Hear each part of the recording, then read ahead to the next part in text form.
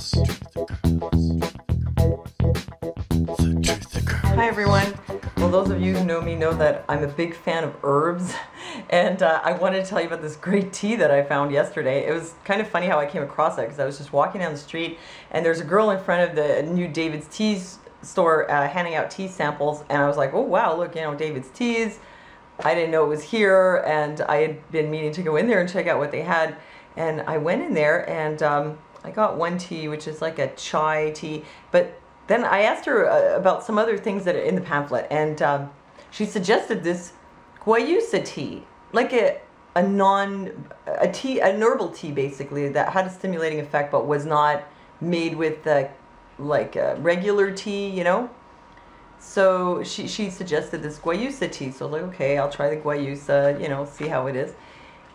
And then I go home and I Google it, and I find out this is tripped out shamanic tea that like they use in the Amazonian jungle to induce lucid dreaming. So I was like, hey, you know, right on, because I like dreaming, I like lucid dreaming.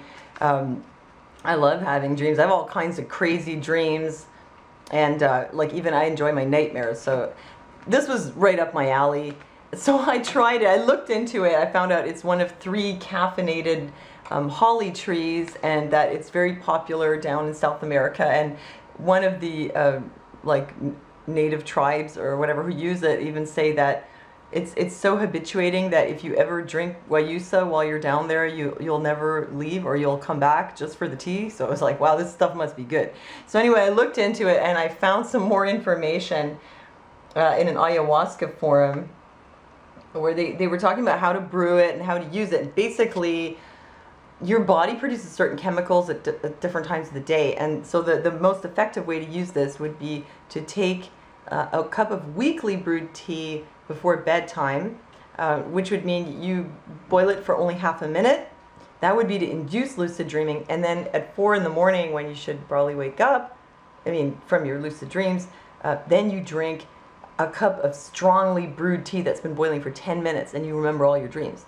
So I drank the weak tea before I went to bed. Sure enough, I had the most tripped out lucid dreams. Like, it was unbelievable. And I was aware in my dreams that they were dreams. They weren't the kind of, like, you know, nightmare where you're like getting sucked in and it's so real that you can't tell if you're awake or you're asleep.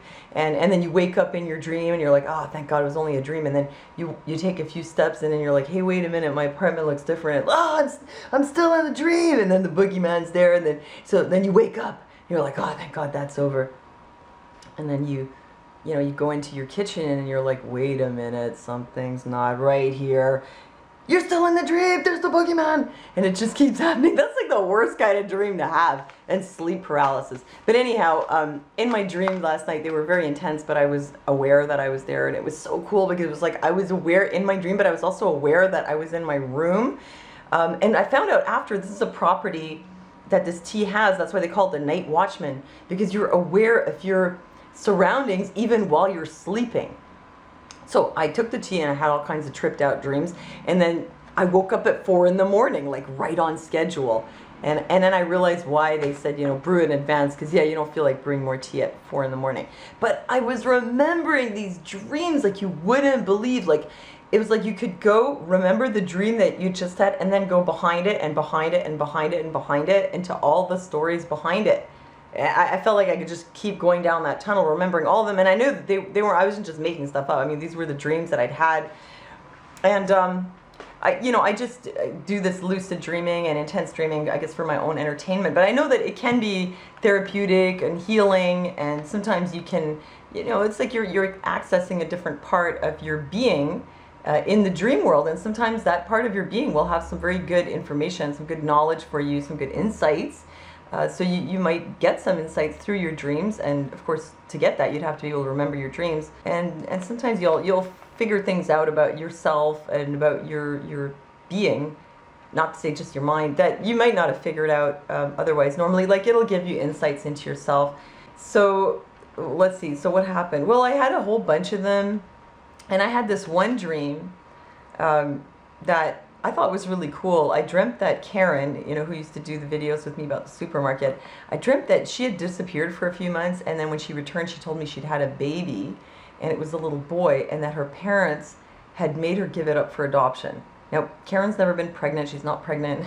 And actually only one of her parents is still living. But the point of it was that in the dream, that when she said she'd given up her child for adoption, my internal reaction was, oh, that's terrible. I feel so bad for you. That I'm so sorry for your loss. But what I said instead was, I'm so happy you were able to have such a wonderful opportunity to give such an extraordinary gift. And I think the significance of that dream was that in everything that happens to you in your life, you could, looking at it from one perspective, you can look at it as a loss or a hardship, but looking at it from another perspective, you could look at it as an opportunity. Some of you may understand what I mean by that, and some of you maybe not. But like in the case of giving up a child, which would be, for most people probably very hard and traumatic, could be looked at as giving the absolute greatest gift that you could give, which was to give somebody else a child, So I thought that was a really interesting dream that I had, that just reminded me kind of to remember to that my reality is based on my perception, and that I can change my perception. So yeah, that was it. So Guayusa tea, the Night Watchman, tripped out Lucid Dreaming Tea. You can get it at David's Teas. You can also get it online. And yeah, if you try it out, I hope you enjoy it. And thanks for listening to me, and I'll see you next time.